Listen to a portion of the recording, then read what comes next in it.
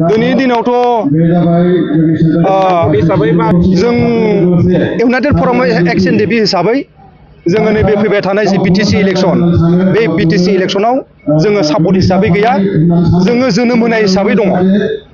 जेरावनाखि जों इउनाइटेड फरामाव एक्स एनडिपिआ दिनै एपिपि राजखान्थिखौ जोङो गोदान हिसाबै जोङो जोनोम होनो गोनां जादों।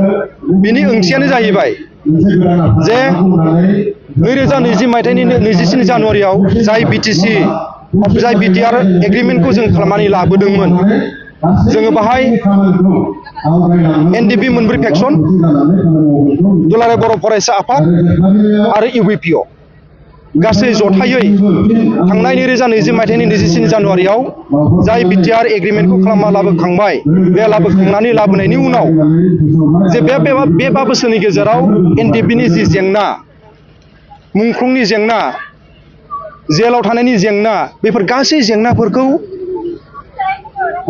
बे थांनाय 5 बोसोराव सालायनानै जाय सरकार, बे सरकारा मोजां सामलायना होयैनि थाखाय बा जोंखौ मोजां नायफिनैनि थाखाय इउनाइटेड फराम एक्स एनडिपिनिफ्राय बे एपिपि हान्जाखौ बा एपिपि राजखान्थिखौ जोङो जोनोम होनो गोनां जादों।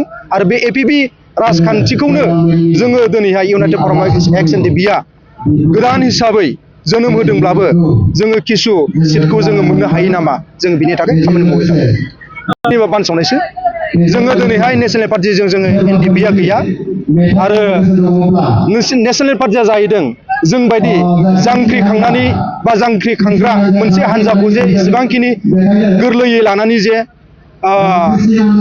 जोंनो मुखा होगोन बा जोंनि थाखाय, जाथिनि थाखाय, बर' हारिनि थाखाय बा बे आसामनि ट्राइबेलफोरनि थाखाय मोजां खामानि मावना होगोन, जोङो बेखौ दिनैनि थारिखआव जों बुङा।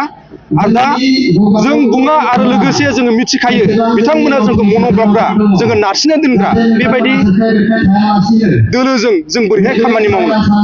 दा बेखौ जाय मानसिफ्रा बुंदों बिथांमोना गावसोरनि मुलाम्फानि थाखायसो बुंनाय राव होननानै जोङो बेखिनि समाव बुंगोन। दिनैनि थारिखआव जोङो 25टानि गेजेरावनो जों 24टा जोङो दिनैसिम जोंहा सिट दङ। दा 24टा सिटनि गेजेराव दा रायजो राजा बेसेबांखिनि मा अनसायो, जोङो बिनि सायावसो सोनारगोन। जे जोङो जे 10टा देरहागोन बा 20टा देरहागोन बा 15टा देरहागोन, जों बे खोथाखौ बुङा।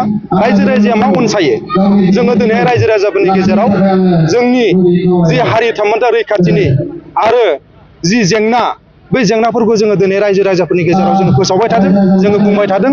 बे बुंबाय थानायनि गेजेराव रायजो राजाया जोंखौ बेसेबां अनसायनानै जोंखौ बेसेबां सिटआव देरहाहोयो, बियो रिजाल्टनि उनावसो जागोन।